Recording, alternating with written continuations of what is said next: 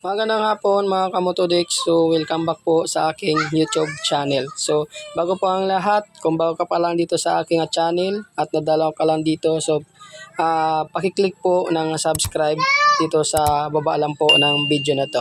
So, ayan, siyempre maraming salamat po sa mga patuloy na sumusuporta dito sa aking YouTube channel at patuloy na nanonood ng aking mga video. So, meron din po mga nanonood sa video ko na hanggang ngayon ay hindi pa po nakakapag subscribe. Kaya ini-invite ko po kayo na libre lang naman po ang mag-subscribe. Pakiclick po ng subscribe button sa baba lang po ng video na to at click mo na rin ang notification bell.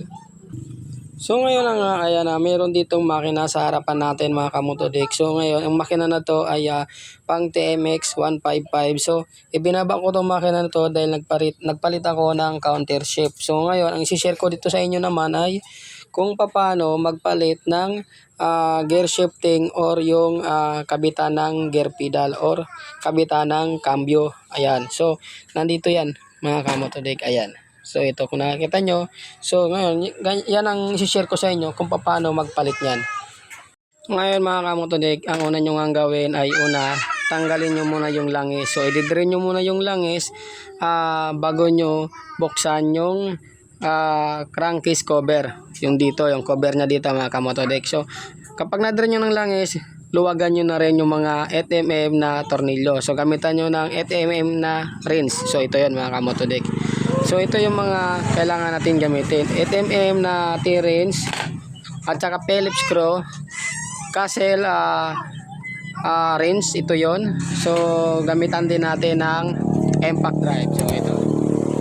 So ngayon ito kasi nasa harapan natin. So binaklas ko na yung crankcase cover nito. So ang una nyo na lang tanggal ito. Pag natanggal nyo na yung crankcase cover, so ang una nyo gagawin, luwagan nyo itong 3 bolt na to na Phillips screw. So ito maluluwag na to mga kamotodex dahil nga sa niluwagan ko na. So papakita ko na lang sa inyo kung paano magpapalit ng gear shifting. So una, tanggalin nyo tong ayan. So lagi nyo tatandaan mga kamotodex, kailangan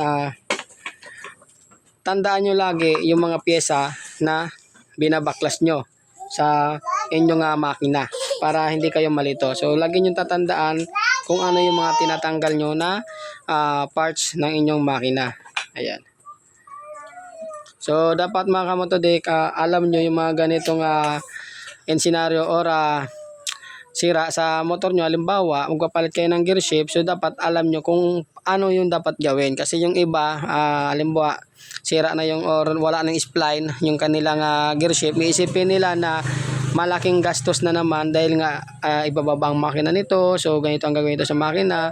So yung iba ganun ang iniisip. So mas maganda nang alam nyo to, yung ganito na sa pagpapalit ng gear shift na hindi na po kailangan pang ibaba yung makina or baklasin yung buong makina sa inyong chassis ng motor. So kailangan nyo lang tanggalin ang kanyang crankcase cover. Ayan. So mahalaga po na alam nyo yung mga ganito na pagbabaklas ng gear shift. So ngayon natanggal na natin to. Sunod na natin tanggalin to. Meron yan dito bearing, saka ito yung kanyang abang post. Ayan. Ito yon, yung pang tulak. So kailangan nyo itong tanggalin at isunod nyo na tong bearing. Ayan. So kailangan yung gamitan ng long nose. So, malambot lang naman to. Ayan. So ngayon, ang sunod, may makita kayong castle nut dyan. Ayan, ito, tatanggalin nyo ulit to. Ayan. Ito, maluwag na kasi ito mga kamotodex. Hindi ko naman ito hinigpitan. Ayan. So, meron din yan, washer na isa. Ayan, sa loob, may makita kayong flat washer. So, kailangan tandaan nyo lagi yung mga binabaklas nyo na flat washer. Kung saan banda nakalagay yan. Para pag kabit nyo ulit ng makina or nung mga piyesang tinanggal nyo, so walang magiging problema. Ayan. So, pagkatanggal, ugutin nyo na yan. Yan. Pagka nahugot nyo, meron pa ulit yan dito isang washer na makapal. Ayan o. Makikita nyo, may washer yan dyan na makapal. So, tanggalin nyo rin yan. Pagkatapos nyo na matanggal yan, tanggalin nyo na itong kanyang clutch housing. Ayan. So, pag natanggal nyo na yung clutch housing, ayan, makikita nyo na dito yung gear shift.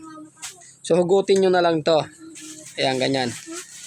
So, ganyan lang kabilis ang pagtanggal ng gear shift. At ganyan lang din na kung paano nyo tinanggal, ganun din ang pagbalik. So, ibalik nyo. Yan. Okay. Ayan. Okay. So, ganyan lang din ang pagkabit niyan, mga kamotodik. Ayan. So, ngayon, pag naikabit nyo na yung gear shift, isunod nyo na ulit yung clutch housing. Ito.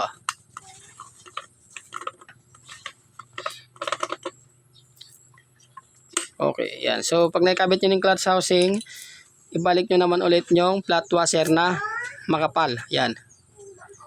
So, ikabit nyo ulit yan. Yan. So, ngayon, pag naikabit nyo na yan, mga kamotodik, isunod nyo na yung clutch lining. Ito.